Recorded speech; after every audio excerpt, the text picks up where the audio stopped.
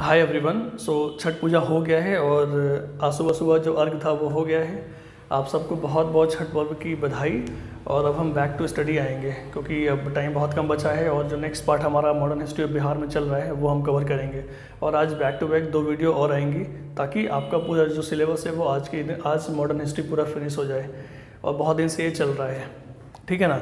तो आज का जो वीडियो है ना उसमें हम बात करेंगे नॉन कोऑपरेशन मूवमेंट के आगे की बात, क्योंकि पिछले वीडियो में हमने नॉन कोऑपरेशन मूवमेंट तक देख लिया था, ठीक है ना। तो उसके बाद हमारा आज का पार्ट है ये।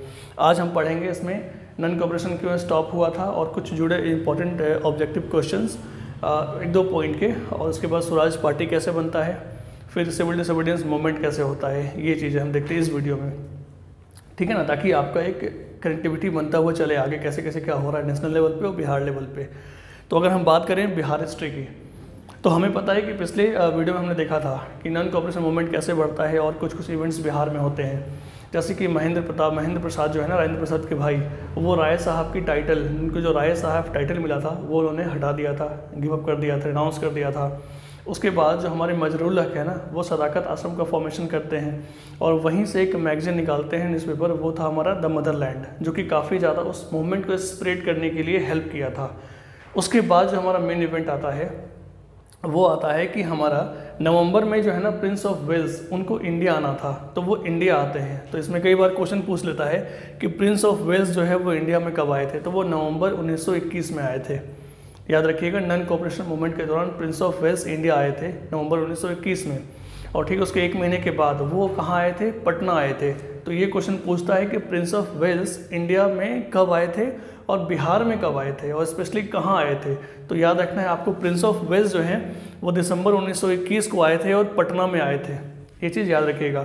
अब दिसंबर 1921 हो गया, ये चीज़ें मूवमेंट चल रहा है, पूरा हो रहा है। और इसी बीच 5 फरवरी 1922 को एक लैंडमार्क इंसिडेंट होता है, चौरी चौरा कांड होता है, जिसमें कि 22 पुलिसमैन को मार दिया जाता है। इसी के कारण गांधी जी ने देखा कि ये वायलेंट एक प्रोटेस्ट हो गया, एक वायलेंट रूप ले लिया है, तो उन्होंने नॉन कोऑपरेशन को स्टॉप कर दिया। तो चौरी चौरा जो है ना वो गोरखपुर में एक छोटा सा इलाका है हमारा यूपी में, ठीक है। तो ये हमारा हो गया, इसके बारे में याद रखिएगा। तो 5 फरवरी 1922 को चौरी चौरा कांड हो गया। इसके बाद हमारा 1922 आता है मेन इवेंट। उसमें क्या है, एक और इवेंट होता है कि गया सेशन होता है। तो आपको याद रखना है क्या, 1922 में चौरी चौरा इवेंट हो जाता है और हम मूवमेंट स्टॉप हो जाता है। और उसी वक्त हमारा फिर होता है, उसके कुछ महीनों के बाद गया में एक सेशन होता है। तो याद रखिएगा, बिहार में फिर ये दूसरा सेशन हो गया। पहला हमारा 1912 में हुआ था, कहाँ हुआ था आप बताइएगा। तो 1922 में हमारा ये हुआ 37 सेशन ऑफ कांग्रेस होता है। इसमें कुछ कुछ इवेंट्स होता है। देखिए, नॉन कोऑपरेशन मूवमेंट में क्या था, जो हमारे लीडर्स हैं ना, उनका ये था कि हमें बॉयकॉट करना है of the British government in every possible form, चाहे वो कोर्ट का हो, चाहे वो स्कूल का हो, चाहे इंस्टीट्यूशंस का हो, चाहे वो किसी बॉयकॉट ऑफ गुड्स हो गया, प्रोडक्ट्स हो गया, हर तरीके से हमें करना है। और उसी में एक चीज़ शामिल था हमारा लेजिस्लेटिव काउंसिल का भी बॉयकॉट, यानी कि हम असेंबली इलेक्शंस में जो नहीं जाएंगे, वहाँ पे जो हमारा लेजिस्लेटिव सेटअप है उसमें हम पार्ट नहीं लेंगे। ये कंसिडर था, ये डिस्कस था हमारा उस मोमेंट में। लेकिन होता ये है कि जब 1922 का सेशन गया में होता है ना, तो इस सेशन में एक्चुअली क्या होता है कि हम हर चीज़ को बॉयकॉट करेंगे, इस पर ठप्पा लग जाता है, यानी कि सब लीडर एग्री होते हैं। लेकिन इसी में कुछ लीडर का मानना था कि भैया सब चीज़ बॉयकॉट करो, लेकिन इलेक्शन में जाना ये क्या गलत है, लेजिस्लेटिव काउंसिल का बहिष्कार करना, उसको बॉयकॉट करना ये सही नहीं है। हम सब चीज़ बॉयकॉट करेंगे लेकिन लेजिस्लेटिव असेंबली या काउंसिल को हम बॉयकॉट नहीं करेंगे। तो यहीं पे 2 लीडर्स का एक ग्रुप बन गया। एक हो गए स्वराजिस्ट, जो कि इस फेवर में थे कि सबको बॉयकॉट करो लेकिन काउंसिल को बॉयकॉट मत करो। लेकिन एक थे हमारे नो चेंजर्स, जो कि कहे थे कि नहीं, अगर हम बॉयकॉट कर रहे हैं तो हम सारी चीज़ों को बॉयकॉट करेंगे। तो याद रखिएगा, इस गया सेशन में कुछ इवेंट्स यही था कि entry into legislative council boycotted during NCM, non cooperation movement, ठीक है। तो इसमें क्या है ना कि few wanted to end at least this boycott, वही स्वराजिस्ट हो गए। इस स्वराजिस्ट में 2 लीडर इंपॉर्टेंट थे, वो थे हमारे CR दास और मोतीलाल नेहरू। इनके ये ऐसे स्वराजिस्ट थे ना जिनके मुताबिक हमारा जो है सारी चीज़ बॉयकॉट करो, लेकिन काउंसिल में जो एंट्री है ना लीडर्स, हम काउंसिल में क्यों नहीं जाएं, क्योंकि वो एक प्रोसेस है जहां हम गवर्नमेंट के साथ खड़ा होकर गवर्नमेंट का विरोध करके उनके पॉलिसीज़ को हम अल्टर कर सकते हैं, बदल सकते हैं। तो फिर उसको हम बॉयकॉट क्यों कर रहे हैं। तो ऐसे जो थिंकर्स थे, जो इनकी आइडियोलॉजी थी, वो कहलाए स्वराजिस्ट। इसमें 2 लीडर इंपॉर्टेंट है, वो है हमारे CR दास और मोतीलाल नेहरू। और उसके बाद जो नो चेंजर्स थे, जो इस बॉयकॉट के भी अगेंस्ट, इस बॉयकॉट के फेवर में थे, वो थे हमारे नो चेंजर्स। उसमें 3-4 बहुत इंपॉर्टेंट लीडर है, आप याद रखिएगा। पहले हैं हमारे राजेंद्र प्रसाद, वल्लभ भाई पटेल और श्री राजगोपालाचारी। तो बिहार में हमारे राजेंद्र प्रसाद थे, तो आपको याद रखना होगा कि नो चेंजर में कौन से लीडर बिहार से थे, तो वो थे राजेंद्र प्रसाद। यहाँ तक क्लियर हो गया। अब इसमें कुछ और फैक्ट याद रखते हैं कि ये सेशन कहाँ हुआ था, गया में हुआ था। प्रेसिडेंट कौन था, CR दास। इसका गोल क्या था, तो गोल ये था कि NCM नॉन करप्शन मूवमेंट में जो चीज़ें हम बॉयकॉट कर रहे हैं उसको हम कंटिन्यू करेंगे आगे। तो ये हमारा पूरा इसका था। एक चीज़ और हुआ था इसमें कि जो ऑल इंडिया कांग्रेस कमेटी का जो ऑफिस है ना, वो अब पटना शिफ्ट हो गया था। तो याद रखिएगा, एग्जाम में पूछता है कि ऑल इंडिया कांग्रेस कमेटी का जो ऑफिस है ना, वो पटना कब शिफ्ट हुआ था और किस सेशन में हुआ था, तो वो हुआ था हमारा 1922 गया सेशन में हुआ था। तो ये आपको एक फ्लो क्लियर हो रहा है कैसे हमारा नॉन करप्शन मूवमेंट स्टॉप होता है, फिर गया सेशन होता है, वहाँ पे class of difference of opinion होता है, थॉट्स होता है, मतलब क्लास ऑफ थॉट होता है, और वहाँ पे 2 ग्रुप हमारे बन जाते हैं, स्वराजिस्ट एंड नो चेंजर्स। इसके बाद क्या होता है, इसके बाद ये होता है कि ये जो है ना, CR दास हमारे होते हैं प्रेसिडेंट और राजेंद्र प्रसाद होते हैं सेक्रेटरी। तो इनके बाद इनके CR दास के बातों को नहीं माना गया, तो ये उस सेशन में रिज़ाइन कर देते हैं। और रिज़ाइन करने के बाद क्या होता है कि ये और मोतीलाल नेहरू एक पार्टी बनाते हैं, इसका नाम था कांग्रेस खिलाफत स्वराज पार्टी। कांग्रेस खिलाफत स्वराज पार्टी, जो कि बनता है जनवरी 1923 में। तो याद रखिएगा, पूछता एग्जाम में कि ये जो पार्टी है ना, वो कौन बनाया था, तो वो बनाए थे CR दास और मोतीलाल नेहरू। अब होता क्या है कि इसके 1 मंथ के बाद, जनवरी में ये बन गया, इसके 1 महीने के बाद यानी कि फरवरी 1923, इसमें जो है ना हमारा बिहार में बनता है स्वराज पार्टी। तो ये हमारे पॉइंट ऑफ व्यू से बहुत इंपॉर्टेंट है कि अगर पूछेगा कि बिहार में जो स्वराज पार्टी बना था उसको किसने लीड किया था, कौन थे और वो कब बना था, तो 1923 में हमारा बना था स्वराज पार्टी। इसको लीड किया था नारायण प्रसाद ने। श्री नारायण प्रसाद प्रेसिडेंट थे और सेक्रेटरी थे इसके अब्दुल बारी। कौन थे सेक्रेटरी, अब्दुल बारी थे इसके सेक्रेटरी। इसके बाद क्या होता है कि फरवरी 1923 में तो बिहार में ये बन गया पार्टी हमारा स्वराज पार्टी। इसके बाद नवंबर 1923 में असेंबली इलेक्शन होते हैं, बिहार में असेंबली इलेक्शन होते हैं और ये स्वराज पार्टी भी लड़ता है। तो लड़ने के बाद इसमें कुछ इनको सीटें मिलती हैं, तो वो सीटें हमें याद रखना है कि किनको कितना मिला था। तो अगर हम लेजिस्लेटिव काउंसिल की बात करें तो इनको 10 सीट मिला था, और असेंबली की बात करें तो इनको 8 सीट मिला था। तो ये आपको डेटा याद रखना है कि स्वराज पार्टी को नवंबर 1923 के असेंबली इलेक्शन में काउंसिल में कितने सीट मिले थे और असेंबली में कितने मिले थे, तो 10 मिले थे काउंसिल में और 8 मिले थे असेंबली में। ये चीज़ याद रखिएगा। ये हो गया। ये होने के बाद इसके बाद जो मेजर इवेंट आता है वो आता है हमारा साइमन कमीशन। अब ये कमीशन बहुत इंपॉर्टेंट है, याद रखिएगा, ठीक है ना। देखिए, नेशनल हिस्ट्री जब हम पढ़ेंगे ना तो वहाँ देखेंगे कि हमारा 1919 में मॉन्टेगू कम्सफोर्ड रिफॉर्म आता है, मॉन्टेगू कम्सफोर्ड रिफॉर्म। तो अब अंग्रेज़ क्या करते थे कि जो भी इनका मेजर लैंडमार्क रिफॉर्म आ रहा था उसके हर 10 साल के बाद या 8 साल 9 साल के बाद उसको रिव्यू करने के लिए कि वो उसका प्रोग्रेस क्या है, कुछ कमीशन बैठाते थे और उसके अकॉर्डिंगली वो नया नया एक्ट लाते थे, ठीक है। तो इसी के लिए 1919 का जो हमारा मॉन्टेगू कम्सफोर्ड रिफॉर्म था ना, उसको रिव्यू करने के लिए एक साइमन कमीशन का गठन किया गया था। एक साइमन कमीशन को ऑर्गेनाइज किया गया था। कब किया गया था, तो नवंबर 1927 में, नवंबर 1927 में इसको अपॉइंट किया गया था। अब ये जो अपॉइंट हुआ था तो ये इंडिया कब आता है, तो 1928 में आता है, याद रखिएगा। कौन सा डेट है, फरवरी मंथ याद रखना, वो याद रखना कोई बात नहीं है, लेकिन आप डेट याद रखिए। 1928 में साइमन कमीशन इंडिया आया था, क्लियर है। अब एक क्वेश्चन तो ये हो गया कि इंडिया में कब आता है, फिर एक क्वेश्चन होता है कि फिर बिहार में कब आता है। तो बिहार में वो आता है आपको दिसंबर में, फरवरी में तो इंडिया में आ गया। अब इसके 8-9 महीने के बाद दिसंबर 1928 को पटना में लैंड करता है। अब जो ये पटना में लैंड करेगा ना, तो यहाँ पे एक इवेंट होता है। यहाँ पे एग्जाम में क्या पूछता है कि साइमन कमीशन जो है वो पटना में कब लैंड किया था, तो वो दिसंबर 1928 में किया था। एक तो फैक्ट ये हो गया। और जब वो लैंड किया ना तो पूरे बिहार में उसको बहुत ज़्यादा अपोजिशन झेलना पड़ा, बहुत जगह हड़ताल हुआ, ब्लैक फ्लैग दिखाया गया उसको, ठीक है। और यहीं पे एक ऑल पार्टी मीटिंग हुआ था, ऑल पार्टी मीटिंग हुआ था, जिसको लीड किया था अनुग्रह नारायण सिन्हा ने। अनुग्रह नारायण सिन्हा ने इसको बॉयकॉट करने के लिए, क्लियर है। अब इसमें कुछ और इंपॉर्टेंट फैक्ट जो नेशनल हिस्ट्री का पार्ट है, लेकिन हम यहाँ कुछ समझेंगे ताकि क्लियरिटी और मिल जाए। देखिए, इस कमीशन जब आया था ना, इस समय इंडिया में सेक्रेटरी कौन थे, लॉर्ड बर्किनहेड। अब ये लॉर्ड बर्किनहेड है ना, इनके मुताबिक जो इंडियंस है ना, तो Indians we are not capable enough to draft their own constitution, यानी कि वो अपने खुद के संविधान को बनाने के लायक है ही नहीं, उनके पास इतना मेंटल एबिलिटी है ही नहीं। तो ये क्या करते हैं, एक कमेटी बनता है हमारा ग्रुप ऑफ मेंबर का, जो कोई कमेटी बनता है कुछ लोगों से मिलकर बनता है। तो इसमें सारे के सारे जो है ना 7 वाइट मेंबर्स थे, 7 के 7 वाइट यानी कि गोरे लोग थे, अंग्रेज थे, उसमें कोई इंडियन मेंबर नहीं था। और सबसे ज़्यादा जो है ना यही पॉइंट ऑफ इशू था हमारे इंडियन लीडरशिप के लिए कि इस मेंबरशिप में, इस कमीशन में कोई भी इंडियन मेंबर्स नहीं है। ऐसा क्यों? तो एक तो इशू ये हो गया कि ऑल 7 मेंबर्स वेर वाइट, पहला ये हो गया। और दूसरा, जो लॉर्ड बर्किनहेड है ना, उस समय जो सेक्रेटरी थे, इनके मुताबिक इंडियंस कैपेबल नहीं है अपना खुद का संविधान बनाने के लिए। तो इसी को दिल से लेते हैं हमारे कुछ लीडर्स, जैसे कि मोतीलाल नेहरू।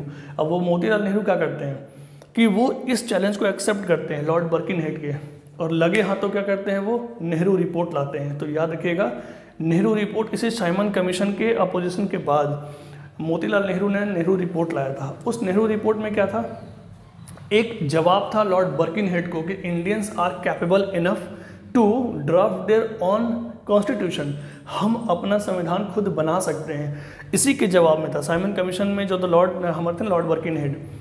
तो नवंबर में ये 1928 में नेहरू रिपोर्ट आता है। अब नेहरू रिपोर्ट आने के बाद उसमें कुछ 3-4 पॉइंट रखा गया था। उस 3-4 पॉइंट को बहुत इंपॉर्टेंट जो हमें याद रखना होता है। पहला तो ये होगा कि नेहरू रिपोर्ट कब आता है और क्यों आता है। तो 1928 में आता है as a result of the insult of Lord Birkenhead of the Simon Commission, जिस समय सेक्रेटरी थे। क्लियर है?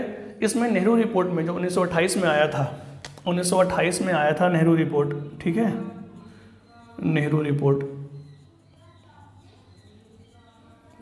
इसमें कुछ बात कहा गया था। वो क्या कहा गया था कि नेहरू रिपोर्ट जो है ना, वो कहा था कि इंडिया को एक डोमिनेंट स्टेटस देना होगा, India should be given A dominant status. तो पहला पॉइंट तो ये हो गया। दूसरा इनका ये था नेहरू रिपोर्ट में कि इंडिया को हम एक लिंग्विस्टिक बेसिस पे डिवाइड करेंगे, मीन्स लिंग्विस्टिक प्रोविंसेज हमें चाहिए, जो कि आगे हम देखेंगे पोस्ट इंडिपेंडेंस में, जब हमारा स्टेट रीऑर्गेनाइजेशन एक्ट आता है 1956 का, तो भाषा के आधार पे हमारे बाउंड्रीज को अल्टर किया जाता है, लैंग्वेज के बेसिस पे बाउंड्रीज को अल्टर किया जाता है। तो वो डिमांड यहाँ नेहरू रिपोर्ट में था कि लिंग्विस्टिक प्रोविंसेस चाहिए। तीसरा ये था कि हमारा 19 फंडामेंटल राइट होगा, हमारा हम इंडियंस के लिए कुछ फंडामेंटल राइट होगा। जैसे अभी हमारा क्या है, आर्टिकल 12 से लेकर आर्टिकल 35 तक हमारा फंडामेंटल राइट है ना। तो उसी तरीके से यहाँ पे 19 फंडामेंटल राइट था। और चौथा पॉइंट ये था कि हमें एक सेपरेट इलेक्टोरेट नहीं बल्कि ज्वाइंट इलेक्टोरेट चाहिए। आप देखोगे 1909 में जब मॉन्टेग्यू जब पार्लियामेंट्री रिफॉर्म आता तो वहाँ पे सेपरेट इलेक्टोरेट कहा गया था। फिर आगे हम आएंगे तो सिविल डिसोबीडियंस मूवमेंट में, तो रामसे मैकडोनाल्ड जो है ना, वो देखो यहाँ पे सेपरेट इलेक्टोरेट की बात करेंगे। यानी कि हिंदू मुस्लिम में हमेशा बांटने की कोशिश हमेशा की गई थी। तो इन्होंने उस चीज़ को ध्यान रखते हुए क्या बोला कि हम एक सेपरेट इलेक्टोरेट नहीं बल्कि एक ज्वाइंट इलेक्टोरेट रखेंगे, जहाँ पे हर किसी को अपना एक मौका दिया जाएगा, उसके मुताबिक रिजर्वेशन दिया जाएगा। ये नहीं कि जहाँ पे कोई पॉपुलेशन मेजोरिटी में है फिर भी उसको हम इंडिया लेवल पे अगर वो माइनॉरिटी में है लेकिन किसी एक जगह मेजोरिटी में है तो हम वहाँ भी उनको देंगे रिजर्वेशन, नहीं। तो ये ज्वाइंट इलेक्टोरेट था कि उस जगह के बारे में जैसा जहाँ पे सिचुएशन होगा हम वैसा वहाँ पे उनको सीट देंगे। तो ये 4 पॉइंट इसमें रखा गया था नेहरू रिपोर्ट को। हालांकि बाद में फिर नेशनल हिस्ट्री की बात है, अभी तक इतना ही याद रखिए। इसमें क्या हो गया इंपॉर्टेंट याद रखने वाली बात कि स्वराज पार्टी कब फॉर्म हुआ था, फरवरी 1923 में बिहार में। इसके 1 महीना पहले जनवरी में कब हुआ था, कांग्रेस खिलाफत स्वराज पार्टी इंडिया लेवल पे। इसके प्रेसिडेंट कौन थे जो बिहार में बना स्वराज पार्टी, वो थे नारायण प्रसाद और सेक्रेटरी थे इसके अब्दुल बारी। फिर जब साइमन कमीशन आता है तो इंडिया में कब आता है और बिहार में कब आता है, तो इंडिया में आता है 1928 में और बिहार में आता है दिसंबर 1928 में, ठीक है ना। जब वो पटना में आता है साइमन कमीशन तो एक ऑल पार्टी मीटिंग होती है, इसको लीड किया था अनुग्रह नारायण सिन्हा ने किया था, ठीक है। ये चीज़ आपको याद रखना है। क्यों हुआ था ये, 7 मेंबर्स इसके वाइट मेंबर्स थे, सारे के सारे मेंबर्स। इसके बाद क्या होता है कि हमारा सिविल डिसोबीडियंस मूवमेंट आता है जो मेन इवेंट था, जो कि 1930 में होता है, ठीक है। इसमें क्या होता है देखिए, इसमें सबसे पहली बात है ना कि दिसंबर 1929 में एक लाहौर का सेशन हुआ था। 26 जनवरी को, ये दिसंबर 1929 को एक लाहौर में सेशन हुआ था जवाहरलाल नेहरू की लीडरशिप में। इसमें क्या हुआ था कि अब लोग जो है ना पक चुके थे लीडरशिप, वो अब ये डिमांड करने लगे कि हमें अब ना पूर्ण स्वराज चाहिए, स्वराज नहीं चाहिए, हमें चाहिए पूर्ण स्वराज, यानी कि हमें चाहिए कंप्लीट इंडिपेंडेंस। ये डिमांड को फिर रखा गया किसमें, 1929 के इस सेशन में। इसके लीडर्स, इसके प्रेसिडेंट कौन थे, वो थे जवाहरलाल नेहरू। अब इस इवेंट में कुछ चीज़ें याद रखिएगा। पहला बात कि ये 1929 में, ये बहुत ही फेमस सेशन है, याद रखिएगा इसको। लाहौर में हुआ था 1929। इसमें पूर्ण स्वराज को एक्सेप्ट किया गया था as a goal, means complete independence. दूसरा, इस सेशन के बाद हम हर साल 26 जनवरी को इंडिपेंडेंस डे मनाएंगे, ये हमारा डिसाइड हुआ था इसी सेशन में। और तीसरा कि जब दिसंबर 1929 में हो गया था, तो दिसंबर 1931 में 1929 में रवि नदी के किनारे नेशनल फ्लैग को होस्ट किया गया था। तो याद रखिएगा ये वाला। और इसी वक्त इनकलाब जिंदाबाद इसका नारा दिया गया था। कहाँ दिया गया था? इसी लाहौर सेशन में। ये आपको याद रखना है। तो कब हुआ था ये हुआ दिसंबर 1929 में हुआ था। कहाँ हुआ था? तो लाहौर में हुआ था। प्रेसिडेंट कौन थे? जवाहरलाल नेहरू थे। स्लोगन क्या था? इनकलाब जिंदाबाद। अब इसके बाद क्या होता है कि 26 जनवरी 1930 को, जब हमारा दिसंबर के बाद जब जनवरी आता है अगला साल, तो 26 जनवरी को हमारा इंडिपेंडेंस डे सेलिब्रेट होता है, धूमधाम से होता है। इसके बाद जब हमारा ये कार्यक्रम बढ़ता है, उसके बाद एक लैंडमार्क इंसिडेंट आता है, वो आता है दांडी मार्च का। जब हमारा जो गांधी जी थे ना, वो कैसे 60 लॉ को ब्रेक करते हैं। तो उसके लिए क्या था कि 12 मार्च से लेके 6 अप्रैल 1930 तक गांधी जी जो हैं वो साबरमती से निकलते हैं। कहाँ? दांडी के लिए दांडी यात्रा करते हैं। ये आपको याद रखना है कुछ फैक्ट्स। ये किस डेट में निकले थे? वो निकले थे आपको 12 मार्च से 6 अप्रैल। और उसके बाद इसमें कितने वॉलंटियर्स साथ में थे? तो 78 वॉलंटियर्स थे। कितने किलोमीटर्स पूरा ट्रैवल करना था? वो 240 माइल्स ट्रैवल करना था। और एग्जैक्ट डेट कब था जब वो पहुंच के 60 लॉ को ब्रेक करेंगे? वो था 6 अप्रैल को।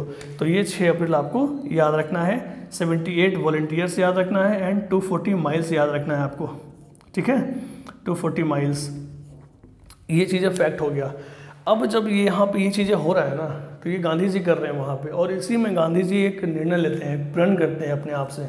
वो क्या कि जब तक कि इस 1929 सेशन में हमें पूर्ण स्वराज नहीं मिल जाता है ना, मैं साबरमती नहीं जाऊंगा। और यही हम देखते हैं जब हमारा सिविल डिसोबीडियंस मूवमेंट खत्म हो जाएगा और जब पूना पैक्ट वगैरह होता है आगे ना, तो गांधी जी यहाँ नहीं जाते हैं साबरमती, बल्कि अपने आश्रम को वर्धा शिफ्ट कर देते हैं। क्यों? क्योंकि वो प्रण लिए थे कि जब तक कि अब पूर्ण स्वराज नहीं आएगा वो साबरमती नहीं जाएंगे। Self determination. ठीक है, चलिए। तो जब 12 मार्च से 6 अप्रैल तक हमारे गांधी जी जो है वो साबरमती से दांडी के लिए जा रहे थे 60 लॉ को ब्रेक करने के लिए, उसी वक्त कुछ लीडर्स बिहार में भी आए थे। उसमें इंपॉर्टेंट एक हैं जवाहरलाल नेहरू, जो बहुत इंपॉर्टेंट है। तो जवाहरलाल नेहरू जो है ना, वो 31 मार्च से लेके 3 अप्रैल 3 शहरों का वो विजिट किए थे वो। तो ये 3 शहर बहुत इंपॉर्टेंट है। कौन कौन? वो है सारण, मुजफ्फरपुर और चंपारण। याद रखिएगा, सारण, मुजफ्फरपुर, चंपारण, एकदम नॉर्थ बिहार में ऊपर। ठीक है, गंगा सटे हुए। तो सारण, मुजफ्फरपुर, चंपारण, ये नेहरू जी टूर किए थे। अब इनके टूर के बाद होगा क्या? देखिए, गांधी जी तो नेशनल पे अपना काम कर रहे हैं और नेहरू जी बिहार में आ गए। अब बिहार में आ गए तो बिहार के लोगों को एक मोटिवेशन मिल गया। अब मोटिवेशन मिलने के बाद जो है ना, वो क्या करते हैं कि बहुत ज़्यादा एक्साइट होते हैं बिहार में भी सिविल डिसोबीडियंस मूवमेंट को स्टार्ट करने के लिए। तो इस मूवमेंट, ये जो था ना विजिट नेहरू जी का, ये बहुत ज़्यादा इंस्पायर किया लोगों को। तो इसी के कारण हम देखते हैं कि 15 अप्रैल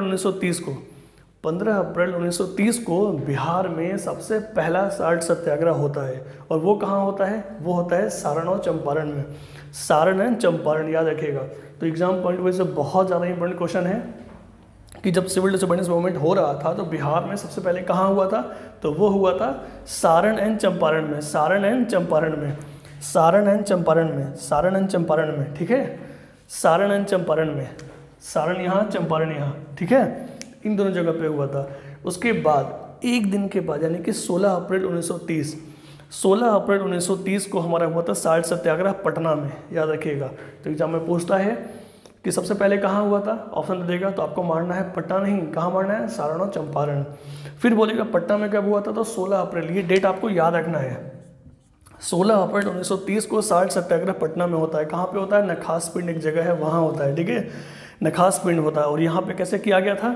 तो यहाँ पे मैन्युफैक्चरिंग करके किया गया था। क्योंकि हमारा पटना है ना, समुद्र तो है नहीं, समुद्र रहेगा वहीं तो खारा पानी मिलेगा ना, और उसको इवेपोरेट करके हम लोग बनाएंगे। लेकिन पटना तो हमारा पूरा क्या है, हालांकि वाटर फोर्ट एंशिएंट टाइम में आप पढ़े होंगे कि पटना को हम बोलते थे जल दुर्ग यानी कि वाटर फोर्ट। क्यों? क्योंकि घाघरा, गंडक, गंगा, सोन चारों तरफ से घिर गए, जैसे पुन। ठीक है ना। तो हमारा क्या है, चारों तरफ से घिरा हुआ है पटना। तो इस वाटर फोर्ट तो है, लेकिन ये क्या है, नदी है। नदी का पानी खारा नहीं होता है, इसलिए यहाँ पे मैन्युफैक्चरिंग करके हमारा ये इसको ब्रेक किया गया था। मैन्युफैक्चरिंग करके यहाँ पे ब्रेक किया गया था। तो याद रखिएगा, एक तो हमारा ये हो गया इवेंट।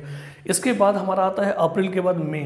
देखिए ये टाइमलाइन इसलिए दे रहा हूँ ताकि आपको चीज़ें समझ में आ जाए। सारा डेट आपको याद नहीं रखना है, सारा मंथ के साथ जो इंपॉर्टेंट होगा मैं वहाँ फोर्स करूँगा, बताऊँगा कि इस डेट को आप याद रखिए, ठीक है। तो अप्रैल के बाद आता है मई। अब मई में 3 इवेंट बहुत ज़्यादा इंपॉर्टेंट जो होता है। मई 1930 में क्या होता है, गांधी जी को फिलहाल अरेस्ट किया जाता है और फिर उसको उनको बाद में छोड़ दिया जाता है, और उसके बाद फिर राउंड टेबल कॉन्फ्रेंस वगैरह होता है, वो नेशनल हिस्ट्री का पार्ट है हमारा, ठीक है। इसके बाद जो फेमस इवेंट है मई में क्या होता है बिहार में, वो होता है छपरा में। याद रखिएगा, मई 1930 में छपरा में एक इवेंट होता है, इसको हम लोग बोलते हैं नेक्ड प्रोटेस्ट, नंगी हड़ताल। क्या होता है कि छपरा में जो जेल था ना, वहाँ पे लोग जो थे ना, प्रिजनर्स यानी कैदी, वो डिमांड कर रहे थे कि हमें स्वदेशी क्लोज दो, स्वदेशी। क्योंकि ये क्या है, सिविल डिसोबीडियंस मूवमेंट में केवल 60 लॉ का नहीं था, केवल 60 लॉ को हम ब्रेक नहीं कर रहे थे, बल्कि बॉयकॉट भी चल रहा था फॉरेन गुड्स का। तो यही जो छपरा में थे ना कैदी, ये जो है वो मना करती है ब्रिटिश गुड्स को पहनने से। बोले कि भैया जब तक कि स्वदेशी खादी जो है ना, हैंडलूम खादी का बना हुआ कपड़ा नहीं दोगे ना, हम नंगे रहेंगे, एकदम नंगा पुंगा रहेंगे, ठीक है। तो यही इसी को बोलते हैं छपरा में जो नेक्ड प्रोटेस्ट हुआ था। तो एग्जाम में पूछता है कि छपरा में जो है ये नेक्ड प्रोटेस्ट कहाँ हुआ था, तो छपरा में हुआ था। कब हुआ था, 1930 में हुआ था। किस सिनारियो में हुआ था या फिर किस मूवमेंट के दौरान हुआ था, तो वो था सिविल डिसोबीडियंस मूवमेंट के दौरान, ठीक है। इसके बाद क्या होता है कि इसी मई 1930 में एक पटना स्वदेशी लीग बनता है, पटना स्वदेशी लीग बनता है। अली इमाम के प्रेसिडेंट थे उसके, अली इमाम के प्रेसिडेंटशिप में। तो ये आपको याद रखना है, ठीक है, ये आपको याद रखना है। तो मई में 3 फेमस इवेंट हुए थे जो आपको याद रखना है। इसके बाद जो इवेंट आता है वो आता है जून में। मई के बाद जून हो गया, ये सारा चीज़ हो रहा था और जो ब्रिटिश गवर्नमेंट परेशान हो रहा था। तो फिर इसी जून 1930 में कांग्रेस को एक इलीगल ऑर्गेनाइजेशन डिक्लेयर कर दिया गया, कांग्रेस को इलीगल ऑर्गेनाइजेशन डिक्लेयर कर दिया गया। उसके बाद वो नेशनल हिस्ट्री का पार्ट है, बहुत सारा होता है, लेकिन बिहार पॉइंट ऑफ व्यू से इतना ही आपको चीज़ें याद रखनी है जो बिहार में ये सब चीज़ें हुई थी, ठीक है। इसके बाद क्या होता है, अलग अलग चीज़ें हैं कि मई 1931 में गांधी इरविन पैक्ट होगा। इरविन बुलाएंगे गांधी जी को, आओ भैया बात करते हैं। तो सेकंड राउंड टेबल कॉन्फ्रेंस में गांधी जी कहाँ जाएंगे, लंदन जाएंगे। फिर वहाँ पे उनकी बात को नहीं माना जाता है, तो फिर गांधी जी रूट कर इंडिया आएंगे, फिर से सिविल डिसोबीडियंस शुरू करेंगे। और फिर धीरे धीरे ये मोमेंटम जो है ना उतना सही, मतलब इतना पीक पे नहीं रहता है, और 1934 में ये मोमेंटम स्टॉप हो जाता है। लेकिन 1934 के पहले 2 इवेंट और होता है जो बहुत नेशनल हिस्ट्री का पार्ट है, वो क्विकली बता ही देता हूँ। देखिए अगस्त 1932, ये इंपॉर्टेंट है, सेकंड राउंड टेबल कॉन्फ्रेंस होकर लंदन में, कुछ फ्रूटफुल रहा नहीं, गांधी जी इंडिया आ गए, सिविल डिसोबीडियंस शुरू कर दिए। तब तक जो है ना रामसे मैकडोनाल्ड आ गया था वहाँ इंग्लैंड में। अब वो क्या करता है बंदा कि वो जो है यहाँ पे फिर से हिंदू मुस्लिम यूनिटी को डिवाइड करने के लिए वो एक सेपरेट इलेक्टोरेट का कार्ड फेंकता है, एक जाल फेंकता है। अब इस सेपरेट इलेक्टोरेट में एक चीज़ और था, पहले भी था। पहले क्या था कि हिंदू मुस्लिम के लिए अलग अलग सीट करते थे, सिखों के लिए अलग सीट। लेकिन इस सेपरेट इलेक्टोरेट में क्या हुआ था ना कि डिप्रेस्ड क्लासेस को भी इंक्लूड कर दिया गया था कि उनके लिए भी हम अलग अलग जगहों पे अलग अलग सीट्स देंगे। तो गांधी जी देखे कि एक तो हिंदू मुस्लिम कार्ड ऑलरेडी खेल ही चुके हैं ये, अब ये जो हमारे हिंदू में जो अनटचेबल्स हैं, जो हरिजन्स हैं, जो SC STs हैं, उनको भी अगर ये अगर अलग कर दें तो हिंदू समाज ही पर टूट जाएगा और देश ही टूट जाएगा, हिंदू मुस्लिम यूनिटी ही टूट जाएगी, सब कुछ खत्म हो जाएगा। तो फिर क्या करते हैं ये गांधी जी जो है उस वक्त इनको, हमें क्या बोला, गांधी जी को अरेस्ट करके क्या किया गया, यरवदा जेल में रखा गया था। तो जैसे ही गांधी जी सुनते हैं ना कि रामसे मैकडोनाल्ड अगस्त 1932 में कॉमनवेल्थ अवार्ड ला रहा है, कॉमनवेल्थ अवार्ड यानी कि सेपरेट इलेक्टोरेट, उसमें डिप्रेस्ड क्लासेस को भी ला दिया गया है, तो वो ये पुणे की यरवदा जेल में फास्ट अनटू डेथ यानी कि भूख हड़ताल किए, मरने, मतलब जब तक कि भूख से मर न जाए तब तक कि वो फास्ट अनटू डेथ वो किए। तो इस बात को लेकर सारे लीडर्स घबरा जाते हैं कि भाई गांधी जी को बचाओ कम से कम। तो वहीं पे क्या होता है कि डिप्रेस्ड क्लासेस के लीडर थे हमारे कौन, BR अम्बेडकर, वो जाते हैं पुणे जेल में। और पुणे जेल में जाने के बाद वो गांधी से रिक्वेस्ट करते हैं और वहीं पे होता है संधि, जिसको हम बोलते हैं treaty between Gandhi ji and BR Ambedkar, जिसको बोलते हैं पूना पैक्ट। ये कहाँ हुआ था, तो यरवदा जेल में हुआ था। कब हुआ था, सितंबर 1932 में।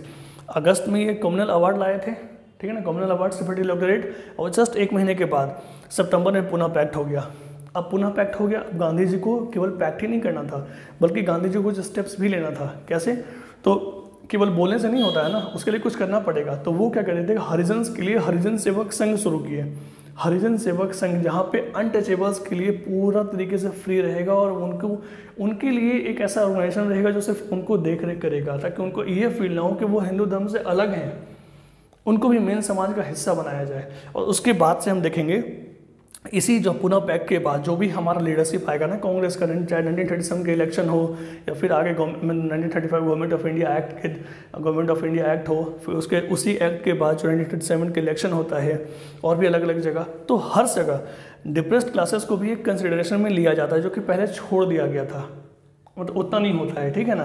तो आपको ये चीज़ याद रखना है।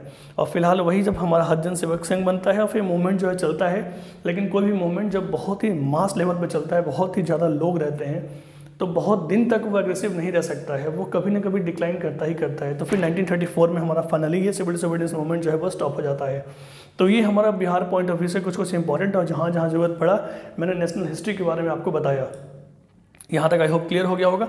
अब कुछ चीज़ याद रखेगा, जो बिहार में अलग अलग जहाँ पे लोकेशंस और यहाँ पे लीडर इंपॉर्टेंट हैं, तो छपरा में नेक हड़ताल आपको पता है जो हुआ था। उसके बाद मुंगेर में हमारा श्री कृष्ण सिंह हो गए और नंद कुमार सिन्हा, ये नंद कुमार सिन्हा, ये याद रखेगा कि सिविल डिसोबीडियंस मूवमेंट न सिर्फ सारण, चंपारण और पटना में एक इंपॉर्टेंट लोकेशन था, बल्कि मुंगेर से भी यहाँ पे लीड किया था इन्होंने। क्या कहा, श्री कृष्ण सिंह और नंद कुमार सिन्हा ये दोनों लीड किया था। प्लस भागलपुर में एक बिहपुर जगह है, भागलपुर में बिहपुर, जहाँ पे एक रेगुलर कैंप बनाया गया था और कैंप बनाने के कारण वहाँ पे ब्रिटिश गवर्नमेंट को परेशान किया गया था, तो याद रखिएगा ये। अपार्ट फ्रॉम दिस एक चीज़ और याद रखिएगा कि इस सिविल डिसोबीडियंस मूवमेंट में साल्ट सत्याग्रह तो था ही, प्लस बिहार में एक चीज़ और बड़ा यूनिक था। वो क्या था कि लोग जो है ना वो चौकीदारी टैक्स देना बंद कर दिए थे। तो याद रखिएगा एग्जाम में पूछता है कि चौकीदारी टैक्स जो है ना वो कौन से मूवमेंट से जुड़ा हुआ है, तो वो जुड़ा हुआ है हमारा किससे, सिविल डिसोबीडियंस मूवमेंट से, चौकीदारी टैक्स, याद रखिएगा ये इंपॉर्टेंट है। तो बिहार में न सिर्फ सिविल डिसोबीडियंस मूवमेंट के दौरान साल्ट सत्याग्रह हुआ था, बल्कि चौकीदारी टैक्स भी लोगों ने देना बंद कर दिया था। तो ये इंपॉर्टेंट कैरेक्टरिस्टिक्स था सिविल डिसोबीडियंस मूवमेंट का इन बिहार। तो आई होप ये टॉपिक पूरा क्लियर हुआ होगा। और अब इसके बाद हमारा क्या होगा, इसके बाद हमारा ये होगा कि अब आएगा हमारा 1937 का election, government of India act आएगा 1935 में, और 1935 में जो एक्ट था उसी एक्ट के तहत इलेक्शन होता है। कब, 1937 में। और 1937 में इलेक्शंस होता है, उसमें गवर्नमेंट बनेगा, क्या होगा वो हम नेक्स्ट वीडियो में देखते हैं। तो आई होप ये वीडियो आपको अच्छा लगा होगा। अच्छा लगा तो कमेंट करके बताइए कैसा लगा, शेयर कीजिए और क्वेश्चंस प्रैक्टिस कीजिए। Thanks for watching, have a nice day.